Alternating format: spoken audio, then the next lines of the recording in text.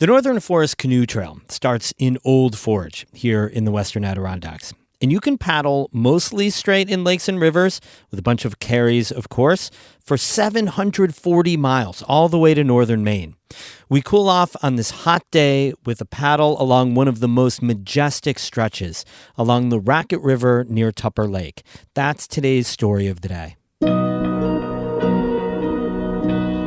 Support for Story of the Day comes from Long Run Wealth, an SEC-registered investment advisor in Lake Placid, providing comprehensive wealth management, retirement, and financial planning solutions. LongRunWealth.com. Hey, I'm David Sommerstein. It's Wednesday, July 5th. First up, New York may be facing steep and growing deficits in the coming years. That'll make Governor Kathy Hochul's job a lot harder, as well as the job of state lawmakers.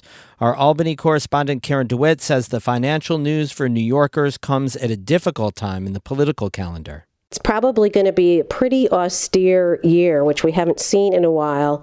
The projected deficit is now $9 billion. That's the worst since the Great Recession, the days of former Governor David Paterson and the early days of Andrew Cuomo, where they had to make a lot of cuts. And Governor Hochul has said that there are storm clouds on the horizon, but she hasn't said too much about what she's going to do about it. It's also going to be difficult because 2024 is an election year for all the state assembly and Senate members, as well as congressional seats. The deficit is partly a result of increased spending during the COVID-19 pandemic, fueled by a large infusion of federal relief funds sent to New York. The budget office says tax receipts are also coming in at a rate lower than anticipated. There won't be any lifeguards on duty at state campgrounds in the Adirondacks this summer. The DEC is transitioning to unsupervised swimming at state-run campgrounds like Meacham Lake and Fish Creek Pond. There are also not staffed lifeguards at DEC campgrounds in the Catskills. In a press release, the DEC said the change will allow the beaches to be open longer without potential personnel closures. The one DEC beach in the Adirondacks that will still have a lifeguard is Million Dollar Beach on Lake George. Since March, a new dog shelter has been operating on the outskirts of Canton. It's run by a not-for-profit called No Dogs Left Behind. The shelter currently houses about 70 dogs, and some of its neighbors have been complaining about noise. Lucy Grindon has more. The No Dogs Left Behind shelter is on State Highway 68, less than a 10-minute drive from downtown Canton. It's a rural area with lots of fields, but there are still other houses around.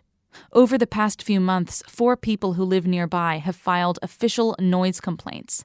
There have been 17 complaints in total, including 9 from neighbor Leslie Clark. It invades our home, every room of the home.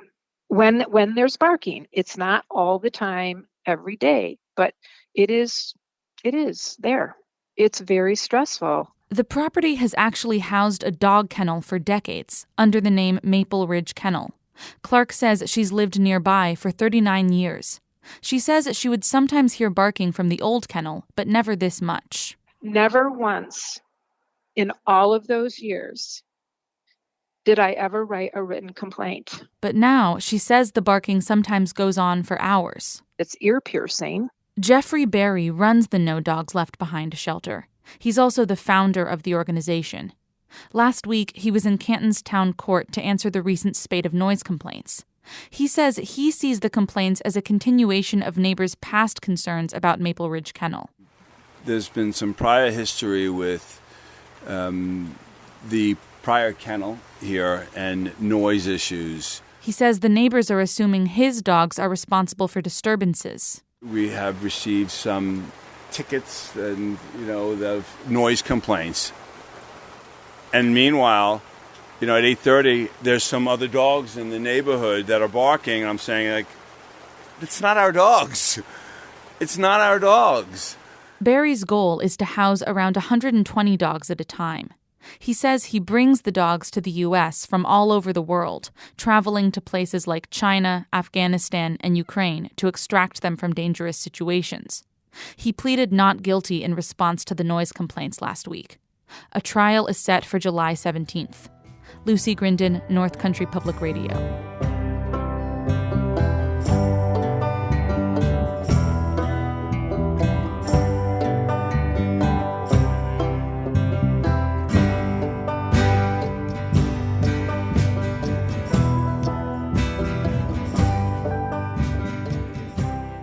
There's some great longer distance hiking routes throughout the Adirondacks. The Northville Placid Trail, the Cranberry Lake 50, including the one that starts in the Adirondacks and goes more than 700 miles up to northern Maine. On a warm summer day a few years ago, Emily Russell paddled just a small portion of the Northern Forest Canoe Trail and produced this audio postcard. There's a dirt road between Tupper and Saranac Lake. It leads to Axton Landing on the Raquette River. I'm here on a day when the weather feels like a real gift. Super warm, beautiful, not many bugs out, which is great. Fingers crossed. Yep. That's my guide today, Chris Morris. He's from Saranac Lake. I'm the communications director with the Northern Forest Canoe Trail. The trail starts in Old Forge and snakes through the Adirondacks to where we're standing along the Raquette River. It winds on over to Vermont and New Hampshire and ends way up in northern Maine. 740 miles of rivers and streams, lakes and ponds. These are waterways that Native American tribes and early American settlers used as travel routes for centuries. And really, it's more in the last, 20, 30 years that it became this real adventure paddling route. Chris and the people he works with are stewards of that route, taking care of some of the put-ins and takeouts, carries, and campsites along the way. They also help people plan trips along the route, even day paddles like the one we're about to go on. All right, let's get going. We slide our canoes into the water and set out upriver. It's one of those summer days that can fool you into thinking you are somewhere completely different. It's so warm, it makes me feel like we're in the South right now. Everything's so green and bright. Trees hang over the river, lazily swaying in the wind. This part of the Raquette is sort of a sweet spot for someone like me. I don't paddle much, so the fact that the water isn't too deep, the river is not too wide, it's not too fast, that is all good news for me. Even for Chris, who paddles a lot, the stretch of the Raquette is one of his favorites. In my opinion, kind of one of the perfect Adirondack rivers for this kind of paddling. If you're into whitewater and the more adventurous stuff, there's other rivers that offer more, I guess. But for me, this is sort of like quintessential Adirondack River paddling. You can take your time here, watch the river grass flowing just beneath the surface. Today, there's just this beautiful chorus up in the trees. You can hear the different kinds of birds above us. It's so quiet out here besides those birds and just sort of like the humming of the woods right now. We wind around a bend in the river. A group of boaters ahead is staring up in the trees. It takes us a second before we realize what they're looking at. A bald eagle perched up at the very top of the tree. Bald eagles were reintroduced in the Adirondacks not far from here. We paddle just a little farther, not with any mile marker in mind. Chris says one of the great things about this route is you get to choose how to use it.